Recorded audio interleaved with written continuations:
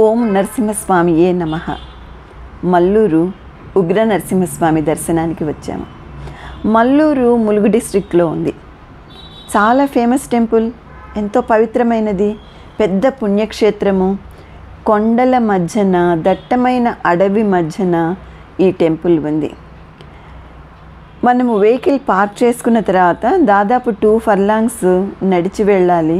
అక్కడ మనకి స్వామివారి టెంపుల్ ఆర్చ్ కనిపిస్తుంది. అంటే ఎంట్రన్స్ దగ్గరికి వస్తాము.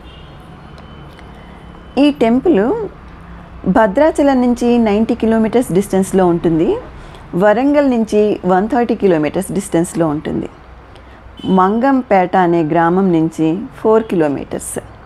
ఏటూరి నాగారం నుంచి భద్రాచలంకి వెళ్ళే రూట్లో మనకి ఈ కొండ, ఈ పవిత్రమైన పుణ్యక్షేత్రము మల్లూరు ఉగ్ర నరసింహస్వామి దేవాలయము కనిపిస్తుంది. సో ఇట్లా మనము కొంత దూరము అడవి ప్రాంతంలో, అంటే అటు ఇటు చెట్లు ఉంటాయి దట్టంగా, అట్లా నడిచి వెళ్తే ఎంట్రన్స్ వస్తుంది. అక్కడ నుంచి మనకి మెట్లు స్టార్ట్ అవుతాయి. ఎక్కడైనా కూడా నరసింహస్వామి దేవాలయము సాధారణంగా కొండ మీదే ఉంటుంది. ఇక్కడ కూడా అంతే, చిన్న కొండ అనుకోండి. దాదాపు 160 మెట్లు ఎక్కి స్వామివారి దర్శనం కోసం వెళ్ళాల్సి ఉంటుంది. మధ్యలో మనకి చిన్న చిన్న టెంపుల్స్ కనిపిస్తాయి. రామానుజ కూటమిని చూసాము. మెట్లు ఈ రకంగా ఉంటాయి.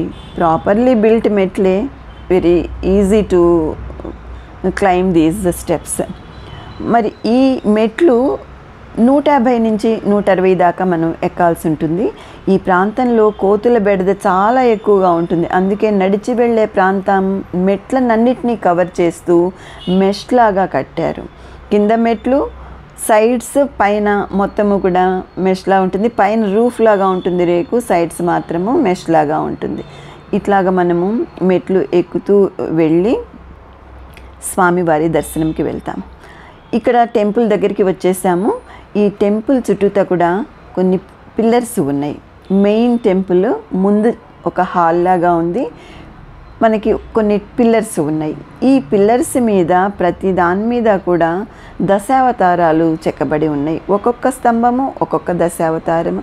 మత్స్య, కూర్మ, వరాహ, నరసింహ, వామన, పరశురామ, శ్రీరామ, బలరామ, కృష్ణ, కల్కి, ఇట్లా దశావతారాల విగ్రహాలని చూస్తూ వెళ్తాము.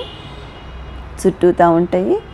అండ్ మనకి నారదుడు ఒకవైపు, తుంబురుడు ఇంకొక వైపు కూడా టెంపుల్కి ముందు భాగంలో కనిపిస్తారు. ఆళ్వారుల టెంపుల్ని చూస్తాము. చిన్న టెంపుల్ మెయిన్ టెంపుల్కి ఒకవైపున ఉంటుంది. ఇంకొక వైపు చెంచు లక్ష్మి అమ్మవారి టెంపుల్ ఉంటుంది. చుట్టూతో అక్కడ కొండ ప్రాంతము, మనకి కొండ క్లియర్గా తెలుస్తుంది. కొండ మీద ఈ చిన్న టెంపుల్ని బిల్డ్ చేశారు. 2003లో గోదావరి పుష్కరాల టైంలో ఈ టెంపుల్ని రెనోవేట్ చేయడం జరిగింది. అప్పటిదాకా దాన్ని న్యాచురల్ ఫామ్లోనే ఉంచేవారు. మెట్లు కూడా ప్రాపర్గా ఉండేవి కాదు. చూసారా, ఇదే మనకి మెయిన్ టెంపుల్. క్లోజ్ చేసి ఉంది టెంపుల్. ఇక్కడ డైరెక్ట్గా మనము వీడియోస్, ఫొటోస్ తీసుకోకూడదు స్వామివారిని, కాబట్టి బయట నుంచి చూస్తున్నాము. ఈ మెష్ లాగా ఉంది ఇక్కడ గమనించండి, ఒక కోతి కూర్చుని ఉంది. ఒకవైపు శంఖము, ఇంకోవైపు చక్రము ఉన్నాయి. ఇరువైపులా జయ విజయులు ఉంటారు యాజ్ యూజువల్. ఈ కోతి ఈ స్వామివారికి రక్షణగా ఉంది, బాడీ గార్డ్ లాగా ఉంది అనిపిస్తుంది. ఈ కోతి మాత్రము అటు ఇటు ఎక్కడికి వెళ్ళట్లేదు. మేము దాదాపు ఒక 40 మినిట్స్ ఈ టెంపుల్ ఆవరణలో ఉన్నాము. అంతసేపు కూడా ఈ కోతి అటు వెళ్తుంది, ఇటు వెళ్తుంది, అక్కడే కాపలాగా ఉన్నట్టుంటుంది. మళ్ళీ మెట్లు అన్నీ దిగి వచ్చిన తర్వాత ఉగ్ర నరసింహస్వామి దేవాలయం ఉంటుంది. చిన్న దేవాలయము. ఇదేమో మెయిన్ హాల్.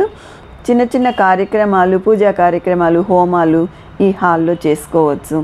శంఖము, చక్రము, నామము ఇవన్నీ కూడా భక్తిభావాన్ని పెంపొందిస్తూ ఉంటాయి మనలో. తర్వాత మనకి ఇక్కడ ఉగ్ర నరసింహస్వామి చిన్న దేవాలయము కనిపిస్తుంది. ఆ దేవాలయము స్వామిని దర్శించుకున్న తర్వాత ఒక 10 మెట్లు ఎక్కితే వేణుగోపాల స్వామి ఆలయము కనిపిస్తుంది. ఈ వేణుగోపాల స్వామి ఆలయము, ఇక్కడ కూడా కోతుల బెడద చాలా ఉంది. బయట నుంచి కోతులు రాకుండా ఎవరైనా లోపలికి వెళ్ళగానే డోర్ వేసేస్తారు, బయటికి వచ్చేటప్పుడు డోర్ తీస్తారు. ఈ వేణుగోపాల స్వామి ఆలయంకి ముందు శ్రీరామచంద్రమూర్తి ఆలయం కూడా ఉంది. ఒక పెద్ద హాల్ లాగా ఉంటుంది ఆలయం ముందు. ఇక్కడ కూడా కొన్ని విశేషమైన కార్యక్రమాలు చేసుకోవడానికి అనువుగా ఉంటుంది. మరి ఇక్కడ మనము మల్లూరు నరసింహస్వామి స్పెషాలిటీ చెప్పుకున్నామా, చెప్పుకోలేదనుకుంటా, మర్చిపోయాము. స్వామి శరీరము సుత్తి మెత్తగా ఉంటుందిట. మానవ శరీరాన్ని తలపిస్తూ అతి మెత్తగా ఉంటుందిట. పూజారులు మాత్రము ఈ విగ్రహాన్ని, స్వామివారి శరీరాన్ని తాకి మనకు చెప్తారు. భక్తులందరూ స్వామివారిని తాకడానికి వీలు లేదు. మరి ఇన్ని మెట్లు ఎక్కి స్వామివారి దర్శనము చేసుకుని ఎంతో పవిత్రమైన భావంతో మనము రిటర్న్ అవుతూ ఉంటాము. రిటర్న్ అయ్యేటప్పుడు మెట్లన్నీ దిగిన తర్వాత ఒక 3 ఫర్లాంగ్స్ దూరం నడిచి వెళ్తే జల ఆంజనేయ స్వామి చిన్న టెంపుల్ ఉంటుంది. స్వామివారి దర్శనం చేసుకుంటాము. ఇంకొద్దిగా ముందుకి దాని పక్కనే ఈ ఆంజనేయ స్వామి ఆలయం పక్కనే చింతామణి జలపాతము అనేది ఒకటి ఉంటుంది.